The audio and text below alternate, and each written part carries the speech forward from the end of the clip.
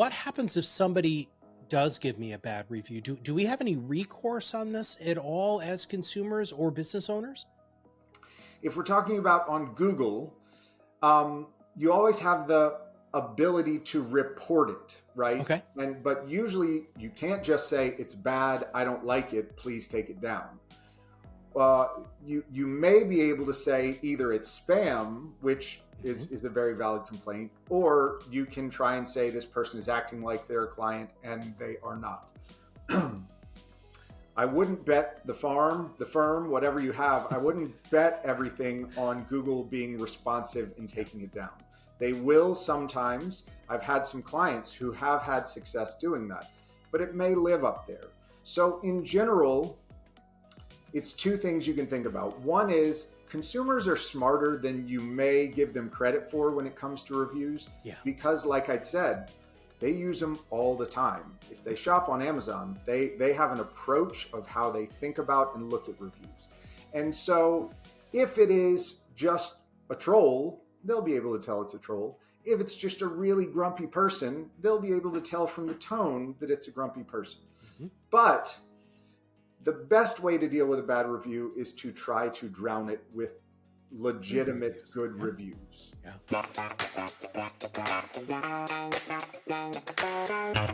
Hello and welcome to another Top Advisor Marketing Podcast. I'm your host, Matt Halloran. You know, testimonials are all the rage, or at least they seem to be at conferences right now.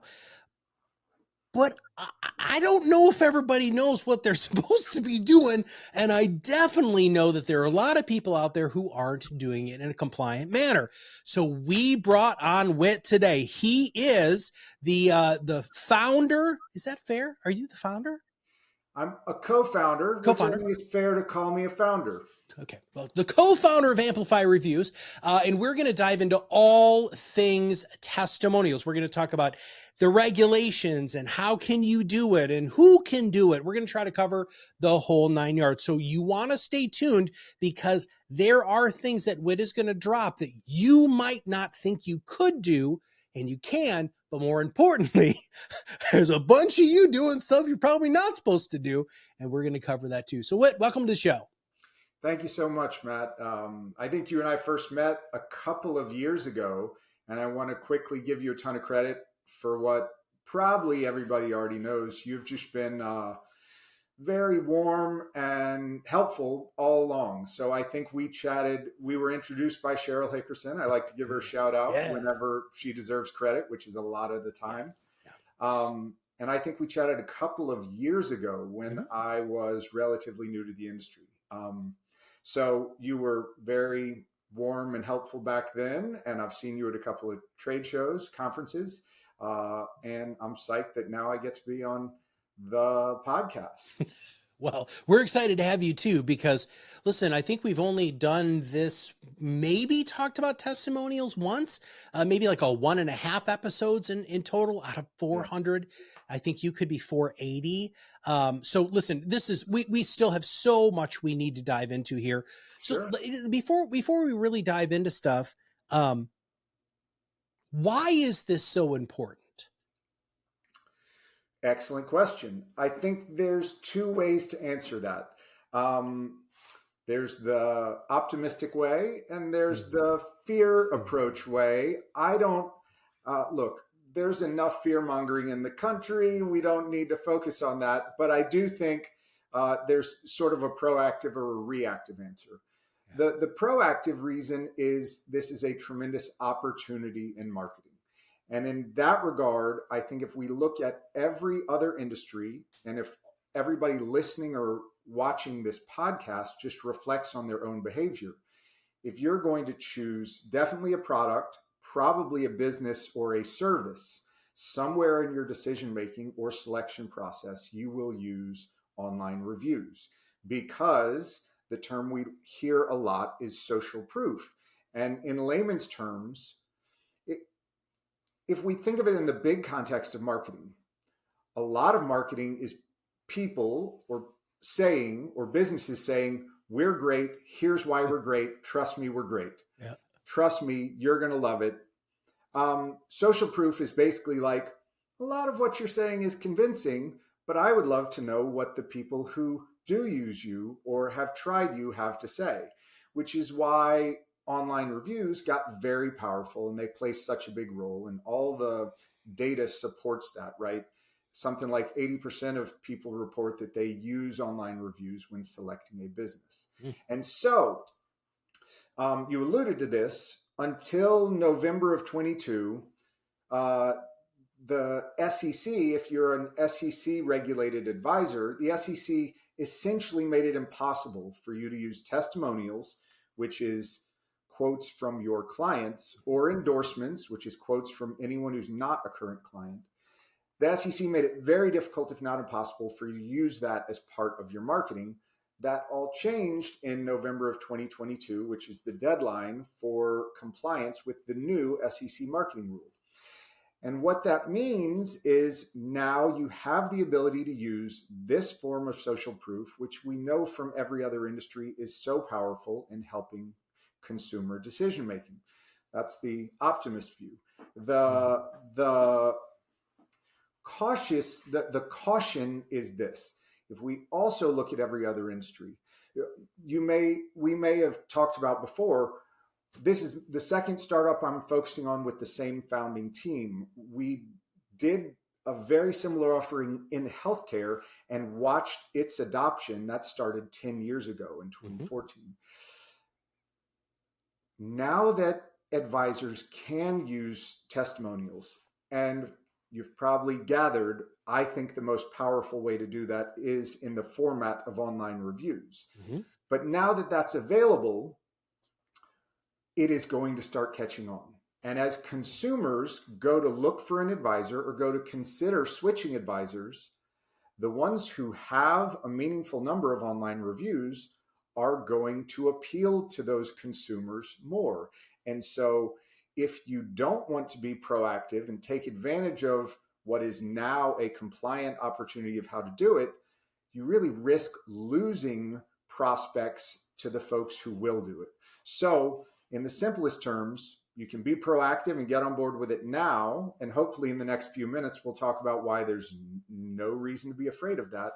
Or in a year or two from now, you can become aware that you are losing prospects to advisors and firms who did embrace and adopt testimonials, probably in the format of reviews. We talk a lot about this with social proof when it comes to podcasting, right? So a client goes and sees that you have a podcast and or you don't have any podcasts. Then she goes to another advisor site and sees you have 50 podcasts. That advisor is 50 times more credible. And that's just content marketing. Reviews is a totally different level, right? And so, okay. But we've got a lot of parallels, I think. We can talk about similarities between reviews and podcasts as much or as little as you want. But one of the big things I would think is a fundamental content marketing strategy. One of the challenges for a lot of people is creating that content. Yep. The beauty, it seems to me, of podcasting and reviews is you get somebody else to either do it or at least help do it. So you find a subject matter expert for a podcast, you get to hitch your brand to that subject matter expert and create content, which is going to be great for your SEO. Reviews, you don't have to write them. You can't write them. You got to let your clients write them. And the language that those clients is going to use is obviously going to be the natural language that a client or a prospect would use to describe the experience which folks are curious about. So you get all the same SEO benefits. This is content, recent, relevant, unique content that also happens to be that social proof. Yeah. Well, in I've said this a lot of times on the show, but this is why you're on the show. So I'm hitching my wagon to another expert within, financial services who adds value to my audience. That's really the same way as what we call it is our COI approach when it comes to how you grow your podcast. But let's get into the weeds just a smidge here. You said SEC regulated advisor. Are there any exceptions to that at all? Can anybody who has a 7 or who's FINRA regulated be able to do any of this at all? I'm glad you asked that, Matt. In general, the SEC is the most strict in terms of their regulation. So when the SEC updated this regulation, FINRA regulated firms could essentially do the same thing. Very specifically, FINRA wants one additional sentence in their disclosure, which is very easy to accommodate. Mm-hmm. Now, there are exceptions, which is state regulated advisors. Usually that means a slightly smaller firm or slightly smaller assets under management. I don't have a quick and easy answer for them because it really does vary state by state. A number of them follow the SEC's guidance. Some of them are a little bit slower to follow. So if anybody has a question, I'm happy to answer it. If you're state regulated, it's easy to get to the bottom of that. So it's still clear as mud, which is wonderful, which is what we have grown to expect in the world of compliance. But let's get even more tactical here, because where are people going to find you? Well, they're going to find you on your Google business profile. And in a lot of situations, those exist regardless if you've claimed it or not. Can you talk a little bit about the Google business profile, some of the positives of it, some of the restrictions that are on it? Definitely. To tee that up, it's again a great question. So in the most recent research we did, we looked at the top 100 RIAs. This is the Barron's list. We wanted to find out which of them are embracing the opportunity of these testimonials. Where that research took us, though, was interesting, which was more broadly, as we were going to do research on these firms, what is their online reputation? And so that takes us right to Google, right? Because if we think of it from the prospect's point of view, they don't care about the SEC regulation. They care, what do other people think about working with this advisor? And so exactly what you said is correct. Google can create a Google business profile with or without your approval, involvement, any of that. My view is you should be happy about it if and when Google creates a profile for your business, because at some point in the prospect's journey to find and choose you as an advisor, they're going to be on Google. Mm-hmm. So the Google business profile contains the basic information about your business. You can claim it. You can clarify and augment that profile. All of that is unequivocally okay by the regulators. You can make sure the information on your Google business profile is accurate. You do not have the choice to turn on or off the option of leaving reviews on the Google business profile. And so that can be good or bad. In a very succinct way, the strict interpretation of the regulation says you cannot ask people to leave Google reviews, because if you do, you may become entangled with that request, or you may have adopted it. It's fancy language, but it basically means if you ask for Google reviews, you become responsible for the content of those reviews and the compliance of that content. And there's, in the strictest reading, there's no way for you to do that. There's no way for you to add disclosures, and there is no way for you to make sure only clients are leaving reviews on I like to say, any internet weirdo could come leave you a review on your Google business profile. So what I started saying based on this research is, whether you want to or not, you have an online reputation. And that could mean your online presence is a ghost town. Well, no reputation is still a reputation. It could mean you have 1 or 2 reviews. It could mean you have a bunch of reviews in a bunch of places. So one of the things that I encourage people to do is Google yourself and Google a couple of your competitors and just see from a prospect's perspective what is out there. So I talked for a little while. I don't know if I answered your question about. You did.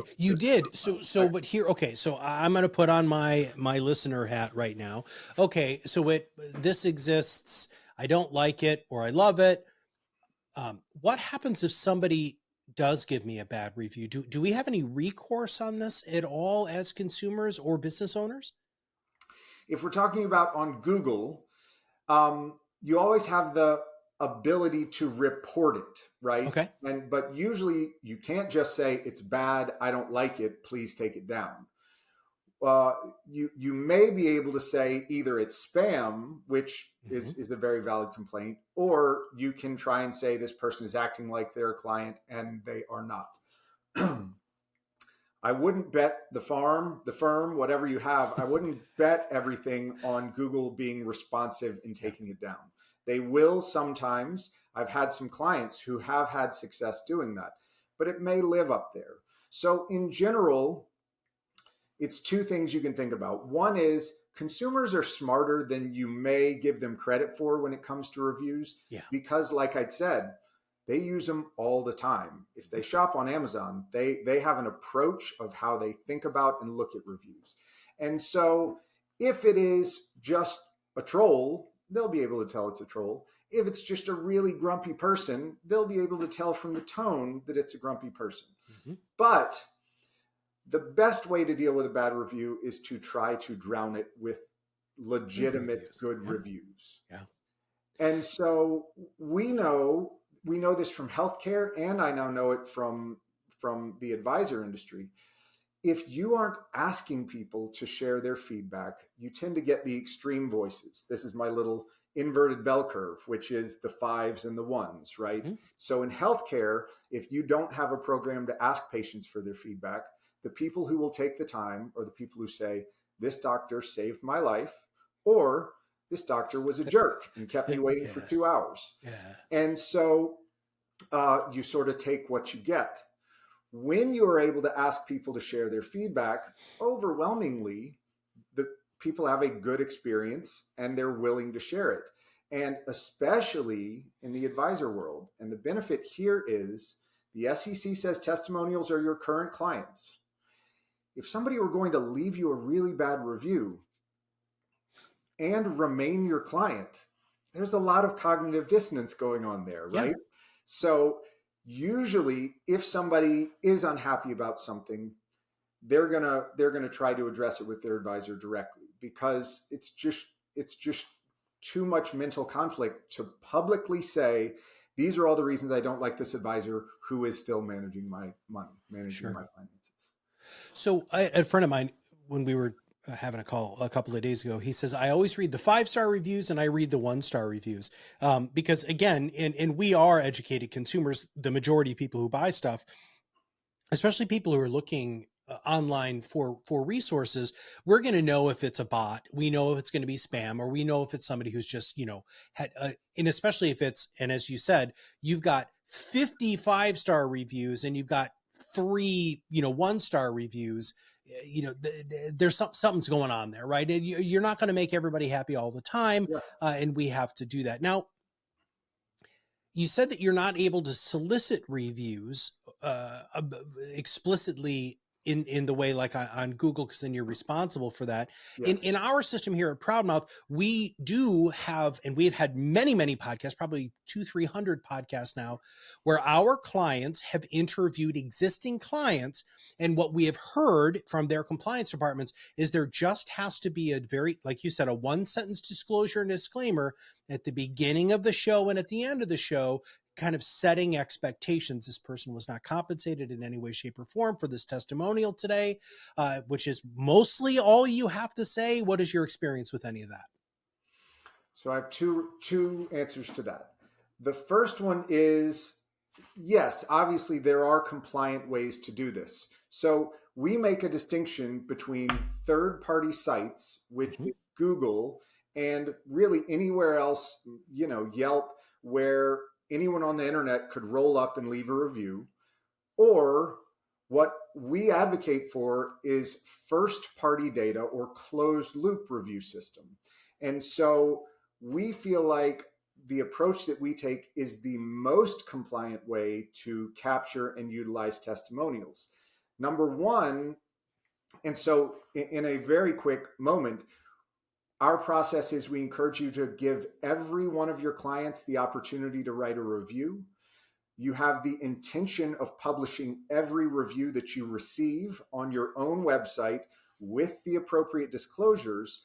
But before that happens, you have the ability to see this feedback in our system. Your compliance department can look at this feedback collected in our system before it goes on your website. And if there is profanity, if there is personally identifiable information, if there is anything that violates the 7 general prohibitions for marketing for the SEC, well, you can archive that. Our system retains it. So if you're ever audited, you can see what was there, but it won't flow through to your website because it is not compliant. But we look at it as an exception view, not a selection process, right? Okay. So everything. Hold on. I got to pause you there because there's a lot that you said that I need to deconstruct there. Sure. So what you're saying is when somebody uses Amplify Reviews, you have this compliance oversight layer, which is why you're in business and you guys are very successful. How does that then get to the website? I mean, come on, you know that a lot of advisors aren't very tech savvy. How are you then publishing and making those approved or at least archived testimonials or reviews public on the person's website? I feel like I'm missing a step there. Great question. That's probably because I didn't mention that stuff. The very short answer is 2 JavaScript widgets from our system that go in your website. Got it. And I like to tell people, I am not a software developer. I can do it. So like if need be, like everyone on our team has enough technical ability to help put these in and style them to match the rest of your website. Sure. And, if you really wanted, I could teach you how to do it in an afternoon if you knew nothing about it. So very light technical lift. But the idea is we set up a pipeline from our administrative dashboard to your website. And so if you approve something to publish, it automatically flows through. And if you archive something because it violates your policy, then it does not flow through. All right. So you're saying third-party sites, right? So we actually satisfy that because the podcast is actually played on a third-party site and also goes on to, of course, the syndication platforms, but also on the advisor's website. Mm-hmm. But this doesn't solve the Google review thingy, dude. Do you guys have a solution for that? So it's the answer is absolutely yes. And the ways in which we can use it depend on your compliance, head of compliance and their comfort level. So there are we have clients who are comfortable engaging with Google. And I don't know if that is because their reading of the marketing rules says the way we ask for them is okay, or this, because I'm not a compliance professional, I can talk about the other one. The other one is, look, it's all about risk reward. And everyone who I have talked to about their best guess of the SEC's priorities in terms of how they're going to enforce this marketing rule, as well as all of the action notices that the SEC has put out about this, implies their focus is performance claims, that they're worried about performance claims. And anything below that, further in the weeds of the regulation, may never bubble up to an enforcement action. So I spoke to somebody at a conference who said, I'm not sure the SEC would like me asking for Google reviews, but I don't think they're ever going to do anything about it. And even if they do, they can't take away my Google reviews. And so that person understands just how powerful reviews are. So if that's your compliance standpoint, you can use our system to help generate Google reviews. Got it. But I look at it from the more conservative view, which is maybe your compliance department still says no. And I do encounter those. The answer is still the strategy that we mentioned earlier. The best way to deal with either bad reviews or not having as many as you want is to try and drown them in good reviews. Mm-hmm. And so there may be 3 Google reviews that are one good, one bad, one so-so, but you using our system could have 50, 100 reviews on your own website. And so if I'm a prospect going online, I've got 3 referrals. I got 3 names for my referrals. I'm going to look at all 3. Even if I'm not looking for reviews, I'm going to go see what's online about them. Mm-hmm. Well, if there's 3 Google reviews, I'm going to hope to find more information. When I land on your website and I see another 50 or 100, I'm going to have that thirst much more quenched in terms of what clients have to say. So even if you can't get involved in Google, you can still get a lot of positive reviews online. And the other thing I was getting to is the reason we think this is the most compliant is the SEC is very clear you should not cherry pick testimonials. Now, my humble view is any other approach is by its nature cherry picking. So if I go get 5 quotes to put on my website, that means all but 5 of my clients' voices are left out, right? So our approach says every single client will be given an opportunity to write a review, and every review will get published unless the content is objectionable. And you can't just say because it's a bad review, it's objectionable. It has to have, profanity, personally. Sure.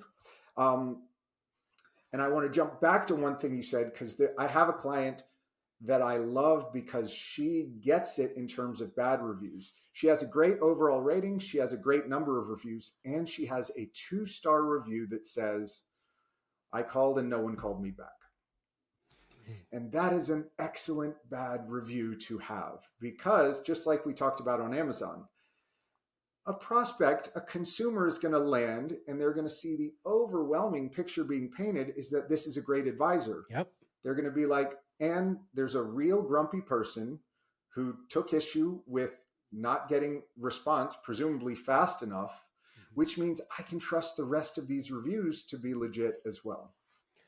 Well, and also that's a great internal review component to say, hey, why didn't you guys call Nancy back? Right. And what can happen is Nancy can go back in and say, hey, they fixed it. And then Nancy now gives you a 5-star review. Okay.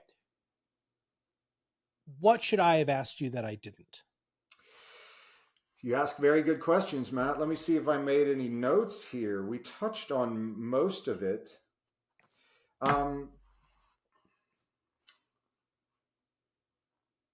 Well, disclosures, honestly, are easy for us to take care of. I don't think we need to go into the weeds because we control the whole collection process and display process.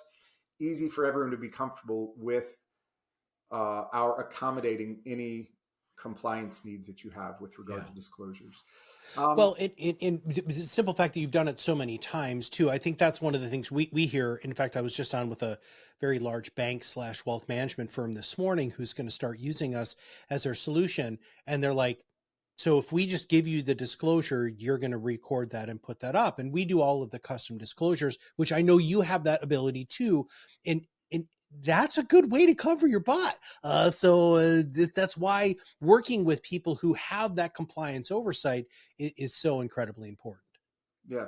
So I guess the part that I don't know if I articulated well, not only do we think it's more compliant to let every client have an opportunity to write something, the fact that we use this format of ratings and reviews, a star rating paired with each review, makes it more credible to the prospects who land on it. Because, let's set compliance aside for a minute. If one option is to choose 3 to 5 quotes from clients that have nice things to say and put them on your website, that is definitely better than nothing. I encourage you to do that if that's all you can do.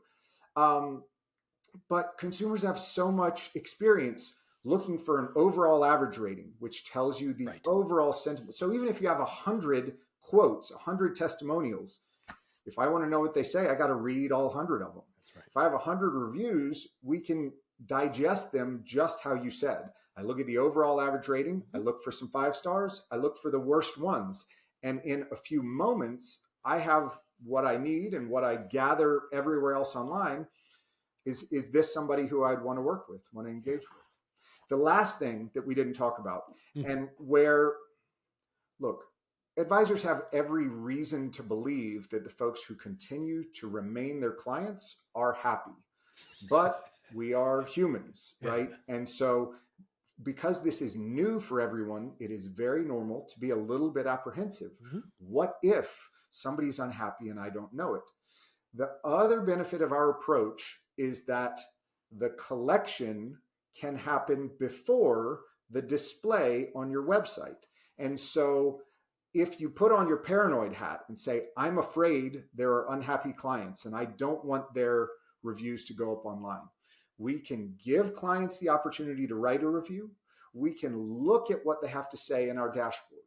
We cannot cherry pick only the good ones, but what we can do, worst case, is say, oh, there's a real issue that we were unaware of, and this is not going to be a testimonial program. This is a customer feedback program. Yep. We're going to set it aside. We're going to address the underlying concern, and maybe in 6 months, we'll try again and see if the feedback is something we want. So there's a great little safety mechanism built into this approach. No one ever needs it, but it's a safety blanket to know that it's there, to know that you've got that stop if you need it. All right. If somebody wants to find out more about Amplify Reviews and you specifically, where do they go? LinkedIn is the best. Whit Lanier or Amplify Reviews, our website, easy to remember URL, amplifyreviews.com. And I like to talk to anyone. If you already have a program you're happy with, I'd love to hear about it. If you're curious, if you're frustrated with your compliance department, I just love having the conversations about any of it. Sure. And I do have to say, in knowing you, you are wildly responsive on LinkedIn. You're one of those people who reads their direct messages and responds to them, which I am very, very grateful for. Well, listen, brother, I appreciate everything that you're doing for our industry. Reviews are wildly important.